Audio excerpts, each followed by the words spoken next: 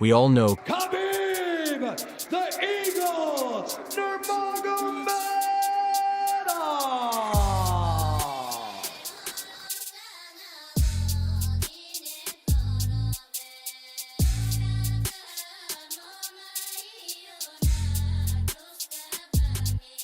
to some he's the perfect role model, a devout Muslim that lives a lifestyle fit to follow who is often compared to athletes like Muhammad Ali.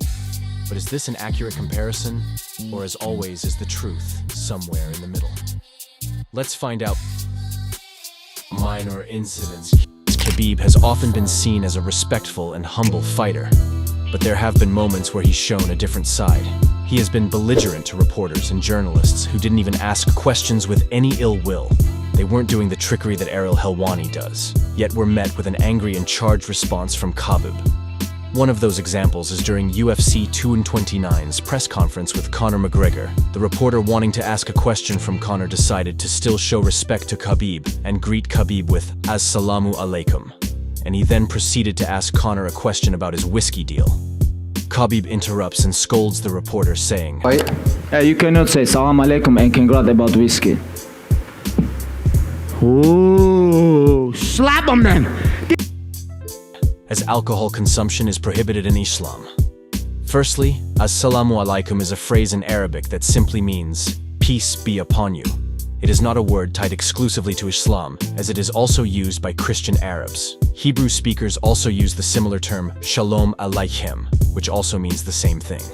Ultimately, it's a phrase in Semitic languages that isn't exclusive to one religion and most likely predates some religions.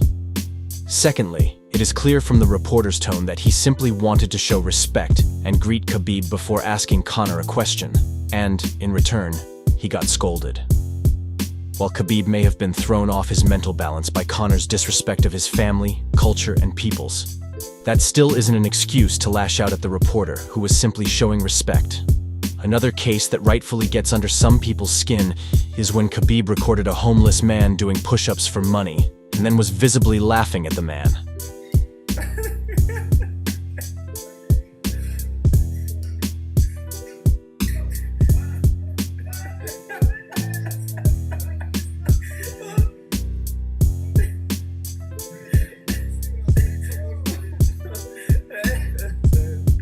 Sure, there is nothing wrong with instilling the values of working for money rather than begging for it.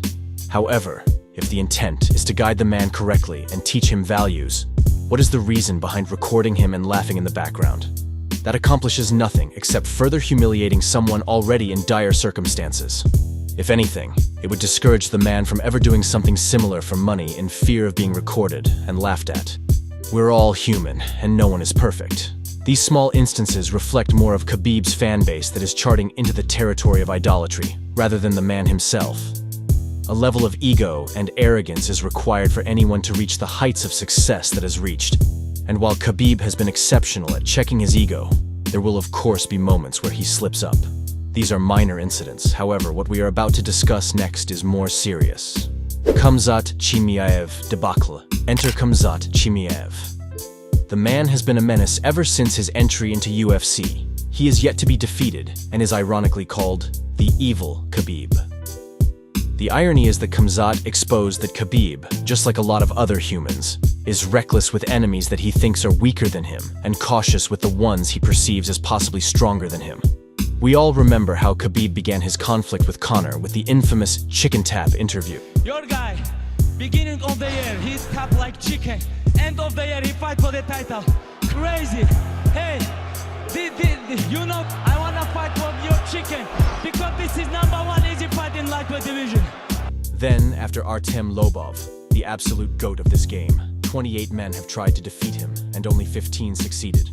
Talked some trash in return towards Khabib. У тебя. А чемпион это сложение ума. Чемпион это как бьется твое сердце. И Конор настоящий чемпион. Хабибу до него, как до Китая.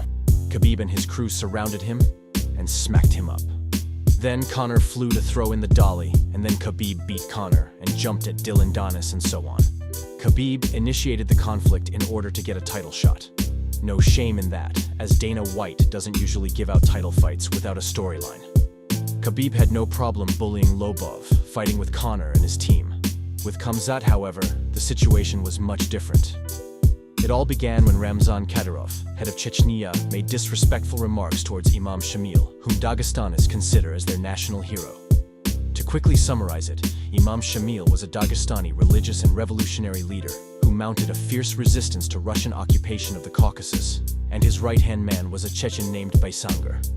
After Imam Shamil's child was captured as a prisoner by Russia, Imam Shamil agreed to surrender while Baysangar kept fighting, disappointed in Imam Shamil. It is ironic that Kadyrov would criticize Imam Shamil for this, as he and his father literally sold out Chechen independence movement to Putin's Russia in return for wealth and glory, and not a noble cause like the safety of their child. Back to the topic at hand. After this disrespect, to Khabib's credit, he returned all the gifts he received from Ramzan Kadyrov and distanced himself from him. That is when Ramzan Kadyrov began using Khamzat Chimaev in order to get under Khabib's skin. He said that Khabib is a product of UFC's marketing machine, and that Khamzat would smash him and tear him apart. Реальные чемпионы, они проигрывают, то выигрывают. Хабиб тоже, да, он хороший спортсмен, но он проект, да, он UFC, да. Он 100% проект, потому что у них хорошие отношения с Даной Вайтом, там, и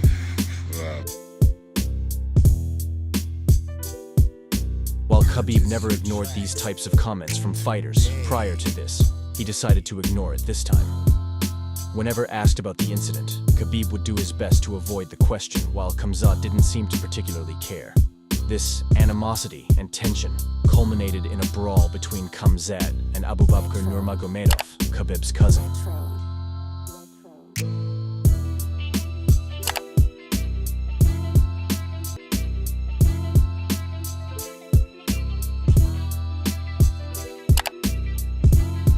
What's remarkable about the brawl is that not only Khabib was there, he had the perfect view of the brawl, and instead of jumping in to help his cousin or separate the two, he stood at the cage acting as if he isn't seeing anything when the fight is clearly right in front of him.